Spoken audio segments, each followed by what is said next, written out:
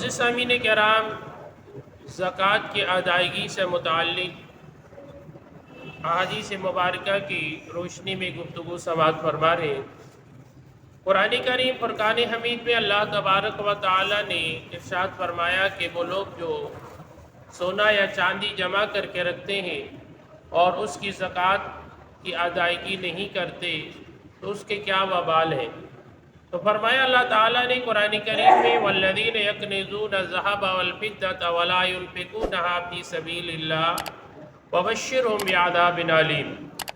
وہ لوگ جو سونا اور چاندی کو جمع کر کے رکھتے ہیں اور راہ خدا میں صرف نہیں کرتے اور انہیں دردناک عذاب کی خوشخبری سنا دیجیے۔ فرمایا جس دن جہنم کی آگ میں ڈالے جائیں گے تو ان کی پیشانیاں اور پہلو اور پیٹھ داغی جائے گی۔ فرمایا گیا کہ اس سلسلے میں مفسرین کرام فرماتے ہیں کہ دیگر اعضاء کو چھوڑ کر صرف پیشانی اور پہلو کا اور پیٹھ کا ذکر ہی کیوں کیا؟ تو فرمایا اسی لیے کہ سوالی جب مالدار سے سوال کرتا ہے، اس کے سامنے آتا ہے تو اسے دیکھتے ہی امیر چہرے کا رنگ بدل دیتا ہے۔ یعنی سائل سوال کرتا ہے کہ مجھے اللہ کے نام کا کچھ دو، تو وہ امیر اپنا چہرہ بدل لیتا ہے کہ اب اسے کچھ دینا پڑے گا مجھے۔ پھر فرمایا گیا جب سوال کرتا ہے تو پھر اس کا پہلو پھیر لیتا ہے اور پھر مانگتا ہے تو پھر فرمایا پیٹھ دکھا کر چلا جاتا ہے۔ اس لیے فرمایا گیا اسی بنا پر امام فخر الدین رازی علیہ رحمہ فرماتے ہیں کہ تمام مال وبال جان ہوگا، صرف مال زکوٰۃ ہی نہیں، کیونکہ زکوٰۃ تو کل مال پر فرض ہے۔ پھر ارشاد فرمایا حضرت ابن عباس رضی اللہ تعالیٰ عنہ فرماتے ایک شخص بہت ہی مالدار تھا، جب اس کا انتقال ہوا تو فرمایا اس کی قبر کھودی گئی تو بہت بڑا اژدہا سامنے پایا گیا۔ لوگوں نے آپ کو اطلاع دی تو آپ نے فرمایا دوسری جگہ قبر کھودی جائے۔ پھر فرمایا گیا وہاں پہ بھی وہی اژدہا نمودار ہوا۔ پھر فرمایا یہاں تک کہ 7 مقام پر قبر کھودی گئی، 7 مقام پر اژدہا ظاہر ہوا۔ پھر یہاں تک کہ اسی اژدہا کے ساتھ اسے دفن کر دیا گیا۔ وہ رسا سے پوچھا گیا کہ بلا کیا سبب ہے، کیوں اس طرح اس کے ساتھ ہو رہا ہے؟ تو جواب ملا کہ یہ مال کی زکوٰۃ ادا نہ کیا کرتا تھا، اس وجہ سے اس کے ساتھ یہ معاملہ ہوا۔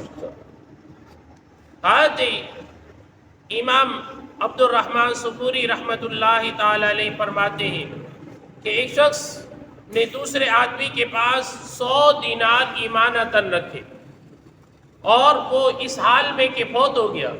جب وہ فوت ہو گیا تو اس کے بیٹے اپنے والد کی رکھی ہوئی ایمانت کو طلب کیا اس شخص سے، تو اس شخص نے جو 100 دینار رکھے تھے تو وہ انہوں نے لوٹا دیے۔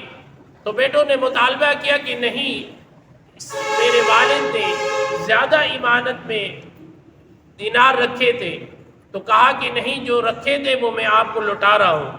قاضی وقت کے پاس فیصلہ لے کر گئے۔ جب قاضی کے پاس فیصلہ لے کر پہنچے تو قاضی نے کہا کہ اس کی قبر کھودی جائے۔ جب اس کی قبر کھودی گئی تو اس کے جسم پر 100 داغ تھے۔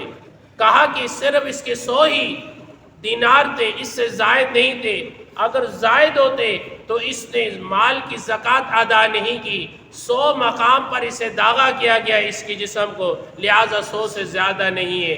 تو معلوم یہ ہوا کہ جو آپ کو اللہ نے مال دیا ہے تو یہ اللہ کے انعام ہے، اس کی راہ میں خرچ کرو تاکہ اللہ تبارک و تعالی تمہارا یہ مال کی زکوٰۃ کی ادائیگی کے سبب تمہارا مال بھی محفوظ ہو جائے گا اور تمہارا مال صاف بھی ہو جائے گا۔